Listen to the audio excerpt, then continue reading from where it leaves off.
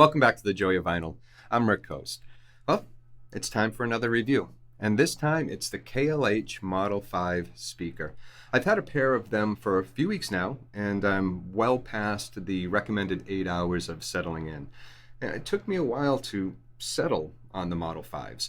I think I've mentioned in the past that reviews lead me down a rabbit hole of, dismay and indecision. And this was no less the case before purchasing the Model 5s. Especially given that they aren't inexpensive.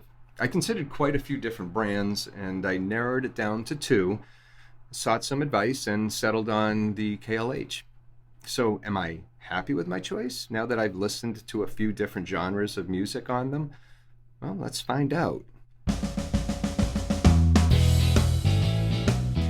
Speaker reviews are funny sometimes. There are so many brands folks either love or hate, and for so many different reasons that it makes your head spin. My Klipsch 600 M2s are a great example of this. I was happy with them. I knew I'd replace them though someday, but I was certainly content with them. Just not content enough. The thing with the Klipsch was finding the sweet spot in my room to truly enjoy them. My vinyl room isn't large and will tend to be reflective depending on where the speakers are directed. So I had to pull them deep into the room on stands filled with sand and with some toe-in to unlock what they could do.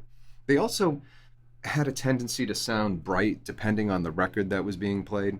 And when it came time for a change, it did take me some time to decide. I wanted something that would fit the room. I also wanted floor standing speakers this time with a bit more bass presence. After considering a few options, I decided on the Model 5s. Aesthetically, they have the look I wanted. They reminded me a little bit of the speakers that my dad had when I was young, and I'm a sucker for retro or vintage equipment, and the Model 5s fit the bill. But let's start with some of the specs.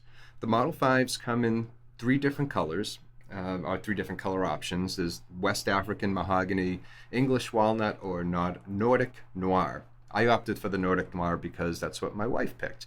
There's something about her in the color black. She just loves the color black. And one of her favorite songs of all time is Painted Black by the Stones. And she practically lives it. She actually painted our front door black. She's had her eyes set on the garage door too, and I'm not kidding. Anyway, Nordic Noir it was. With the aesthetics out of the way, what about the speakers themselves?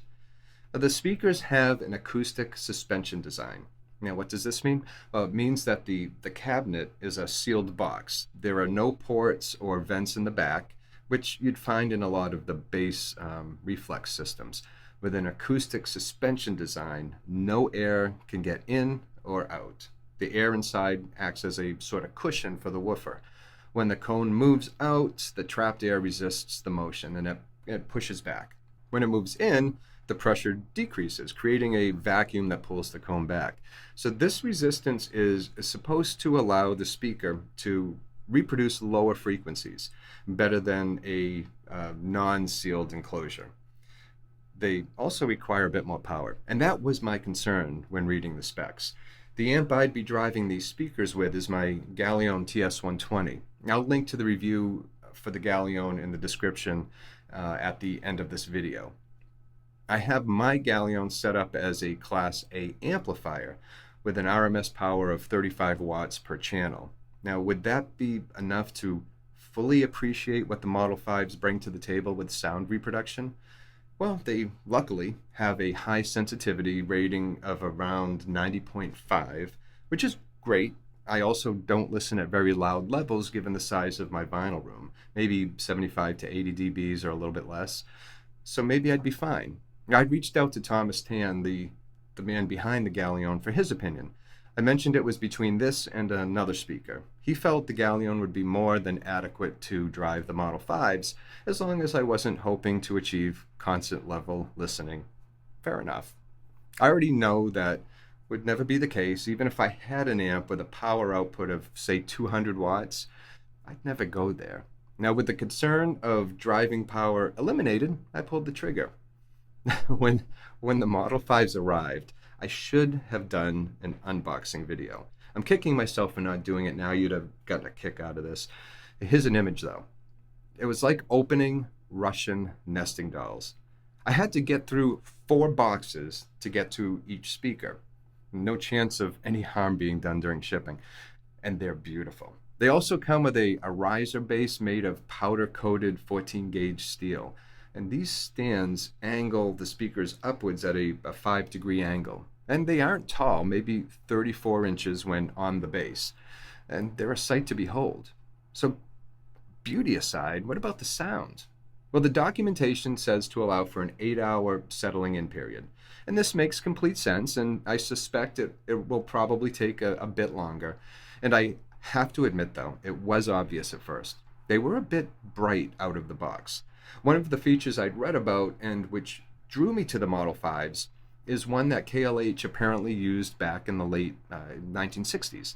It's a passive attenuation switch, which allows you to adjust the balance of the high frequency output relative to the mid-range and the bass frequencies, and also depending on your personal taste and the acoustics of your listening room. Now, given that my vinyl room is somewhat reflective, I think I mentioned, I set it at low. And there are 3 settings. There's low, there's medium, and there's high. High is basically neutral. Medium decreases by negative 1.5 dB, and I think negative 3 for low. And being an acoustic suspension design, I wasn't concerned with moving them too far away from the wall and into the room. So I have it set at I think a comfortable 10 inches away from the wall, leaving ample room on the sides. As I mentioned, they sounded more bright than I'd like right out of the box, even with the attenuation set to low. Now, I wasn't too concerned given that they hadn't been broken in yet.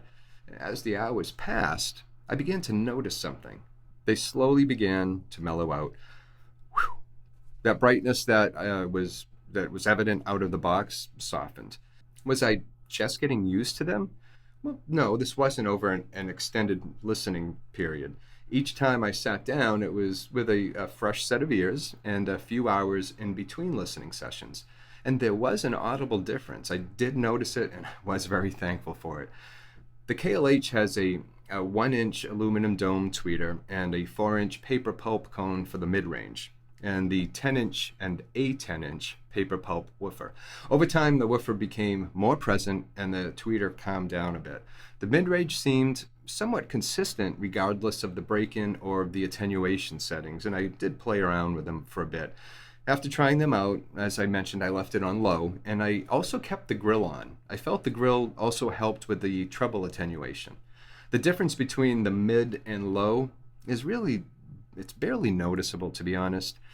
And a great test of the KLH's bass response is the song All Right Now by Free.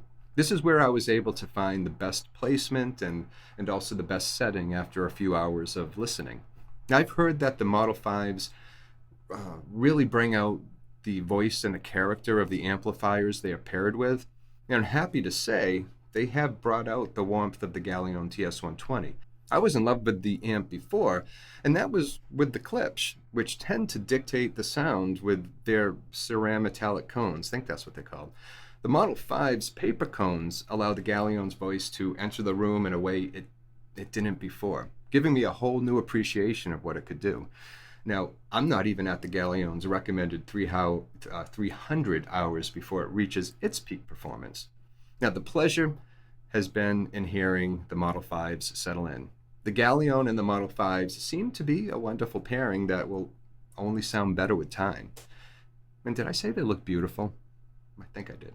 They really do. They remind me of that vintage 70s sound that I first fell in love with decades ago, and which set the stage for my audiophile journey.